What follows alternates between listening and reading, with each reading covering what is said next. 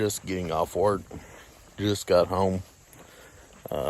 Threw on a camo shirt, face mask, sprayed down, grabbed the bow and the bag. We're gonna run over the hill here, see if we can squeeze in an evening sit. I had no intentions on deer hunting today, but I beat the wife and the kids home. So we're gonna run down here and try to get us an evening sit at this stand that's about 200 yards from the front of the house, I guess. I mean, it may be further than that. It's probably a little further than that. But it's just down over the hill. Oh, got caught in my fence. So we're gonna slip down through here. You can see my path down the hill. We'll slip in here and see what we can do. I'll update you guys here in a little while. Hopefully we'll get something on the ground. So the house is on the other side of that big cherry tree by about 150 yards, I'd say. Here's our path. We'll slip in here. A lot of times these deer have already been in here, but they come back, so we'll try to slip in, be fairly quiet.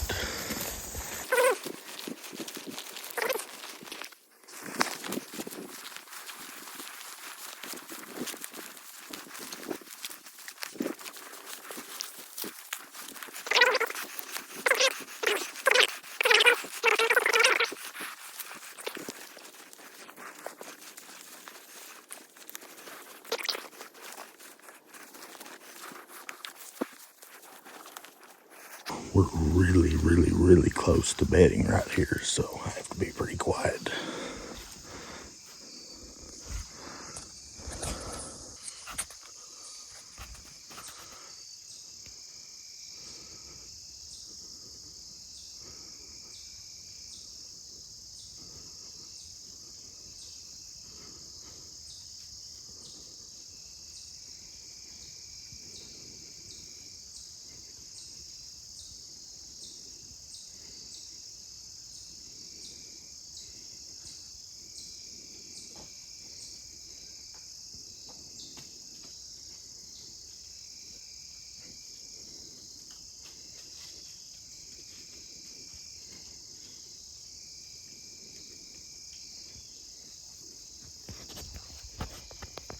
Well, we just got busted bigger than shit by two young bucks.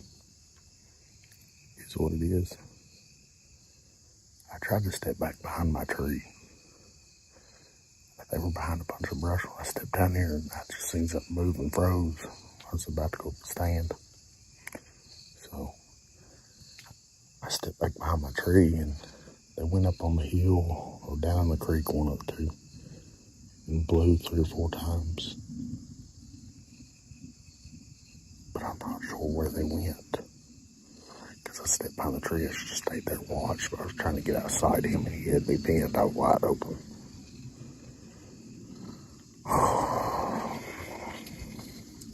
Maybe we'll have some luck here in a minute. I don't know. I just wish I knew where they went, so I'd know whether to go on up or just hang tight here a minute. I mean, he blew. I highly doubt he's coming back in. I know he didn't smell me. My wind's right.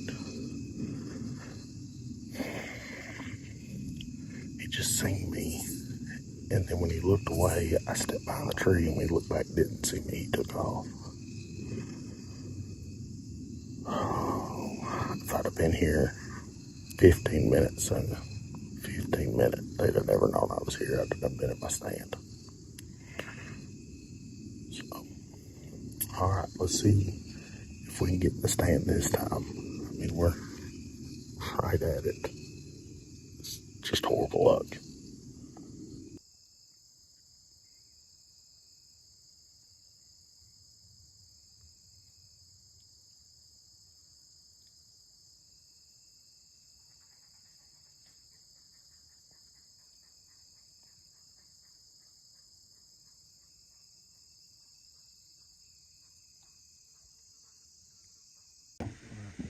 Set up.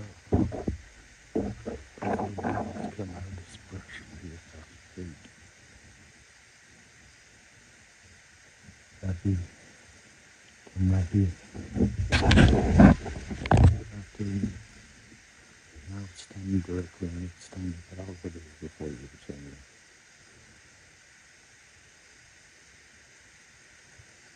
But he never smelled me. He just seen me. So we'll see what happens. I hate to be up over here blowing, but here's what it is.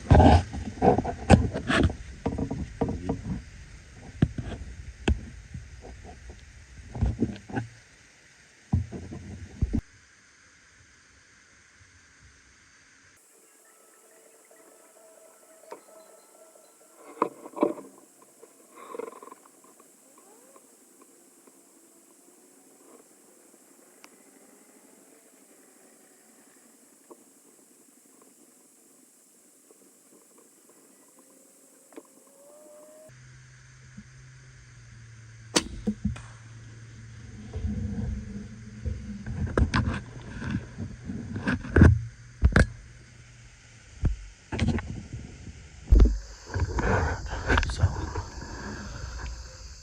that was a doe and a yearling that come in. It don't sound like she went real far. She went over here across the creek. I seen her start to go up the hill, but I think I saw her come back down following. I come in this evening. I'm wearing blue jeans. Like, we're done at all. But I got off work a little early, and I said, heck with it, let's go sit. You know, time in the woods is better than nothing. So we slipped over the hill here. When I got in here, there was 2 bucks just on the other side of this fence line. I got within 15 yards before I ever seen them. And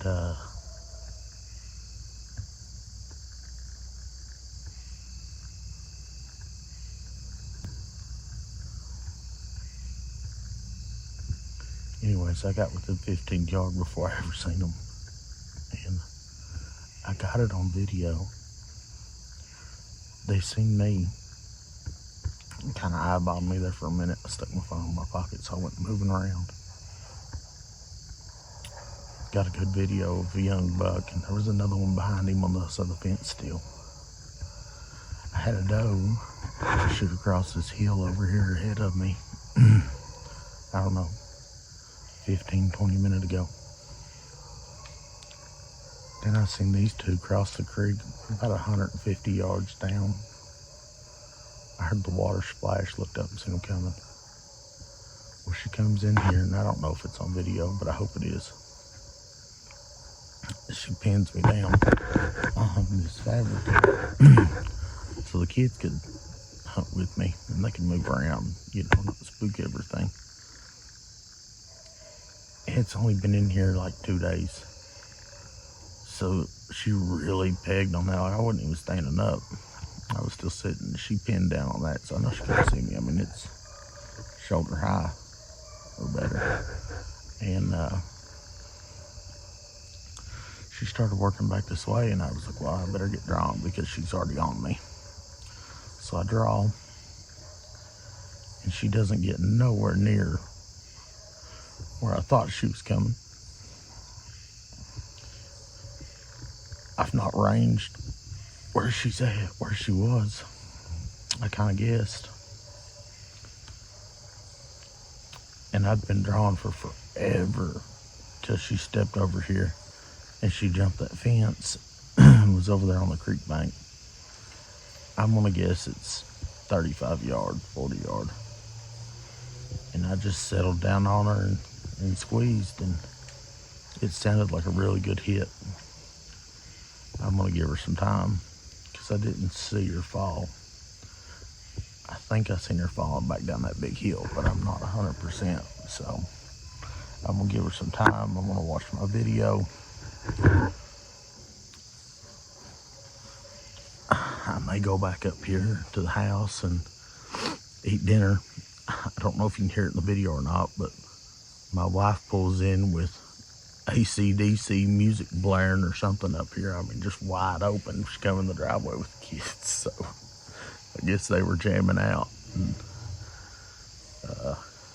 I may go up here and see them and bring the kids back down here and let them help me find this deer. This spot right here is just a meat hole. I'm telling you, every time I sit in here, I see deer, whether they get in range or I take a shot at them, is, you know, two completely different things. You know, it's just, we're blessed with the life we live. You know, I coon hunt and rabbit hunt and dove hunt. I mean, if there's a season for it in Kentucky, we hunt. And we've got this place here. I can go right out my door and do any of it. I can take the kids coon hunting right here. We competition coon hunt, travel around hunt. It's allowed us to meet a lot of really good outdoorsmen and women across the country. So I've got connections with people everywhere.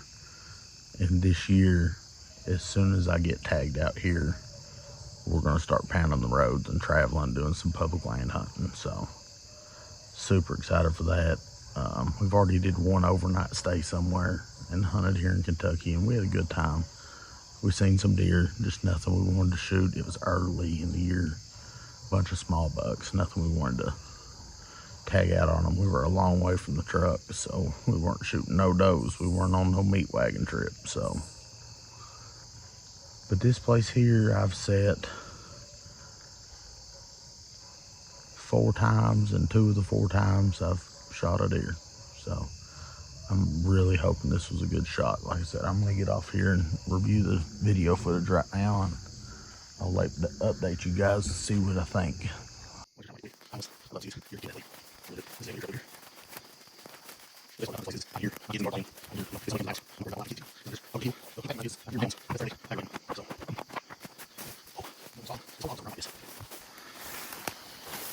Deer just, they feel safe in here. They travel in here a bunch. Here's another deer trail going up the hill.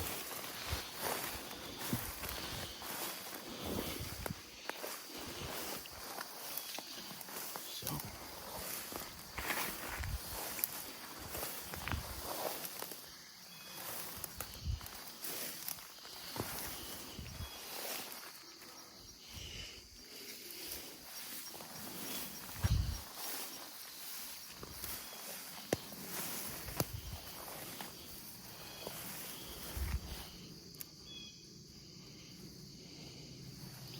There we go, boys. Good mature doe.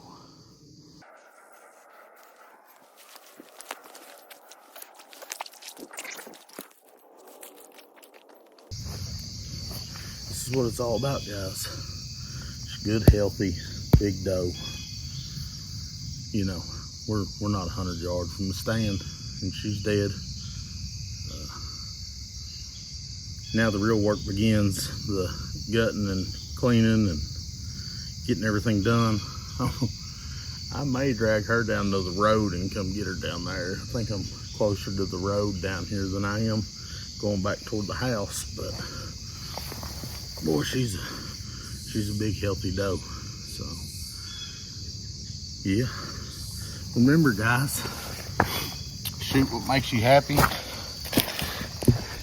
and always enjoy the great outdoors. And you know, it's a wonderful life to just spend every free moment you get to enjoy the outdoors. And I'm blessed to have an amazing wife that puts up with my shenanigans of hunting all the time. And she does a really, really, really good job. She takes care of the kids for me.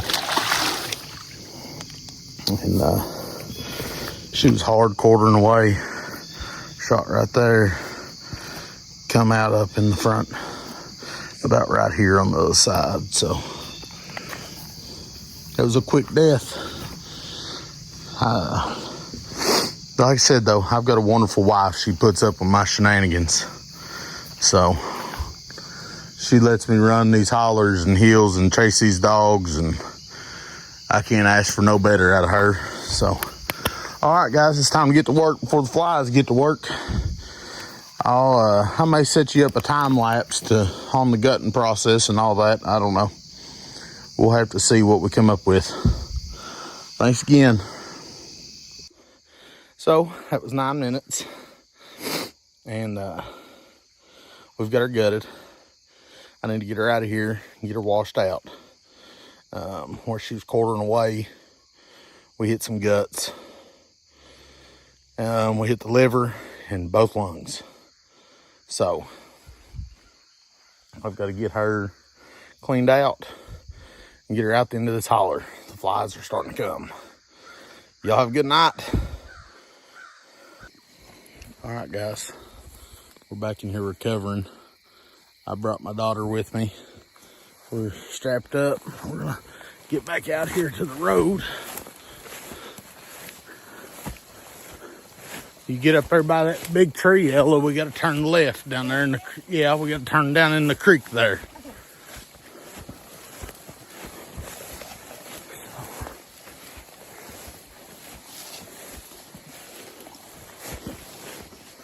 Boy, it's warm.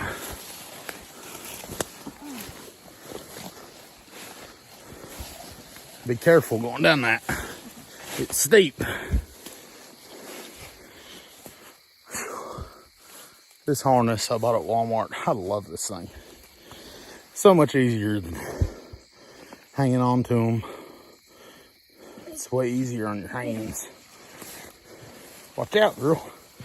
I gotta come right there where you're at. Up the creek. Is he heavy? Yeah, it's heavy, baby. His backpack's really heavy.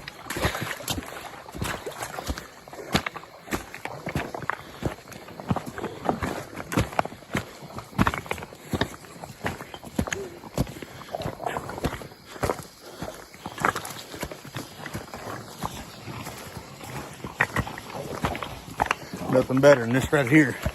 Kids in the outdoors. Just wish she was bigger. She could drag the deer, not me. I'll drag the deer. I'll go. All right, guys. We made it out of the holler. Got her loaded up top. Don't judge my little hunting rig. But there she is. We're gonna show the other kids since Munchkin got to go with me. We got 3 more that want to see her, and I'm gonna haul this one to the processor. I usually cut them up myself, but it's a work night and I've got to be up early to go to work. So just want to give everybody an update. There she is, out of the holler, recovered. Okay, guys, so I was going to get this on video for y'all, but we snuck down here into the stand this evening. It's up here on the hill behind me. It's got a little corn pile. So I climbed up. I don't even know what time it is. It's got to be close to 4 o'clock. I shot up in this stand and was hanging my backpack and everything. And I've not sat in this stand before other than when I hung it. So I climbed up, got in the stand, and I stood up to practice draw. This is a 2-man ladder stand I just bought. It's right below my house. I said, you know what? I'm going to make this the kids stand for youth season so they can hunt with me. And I said, this is going to be great. Because it's, I mean, literally my house is 100 yards up the hill. Maybe 200. It's about 200 yards. So I jump up in the stand and I flip the bar down in front of me, and I usually hang my bag on it. So I hang my bag and I go to practice draw, and I realized that whoever had this stand before me put 2 screws in the tab underneath of the bar.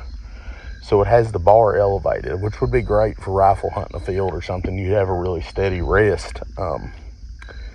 But I draw, and I realize I can't get in my shooting lanes without the bottom limb of my bow hitting the stand. So I'm like, oh shit, I've got to unhook all this and flip this bar behind me. And no sooner than I let the bow back down and was getting ready to move the bag, hung my bow back up, was getting ready to grab the bag and move it and flip this up, here comes a doe.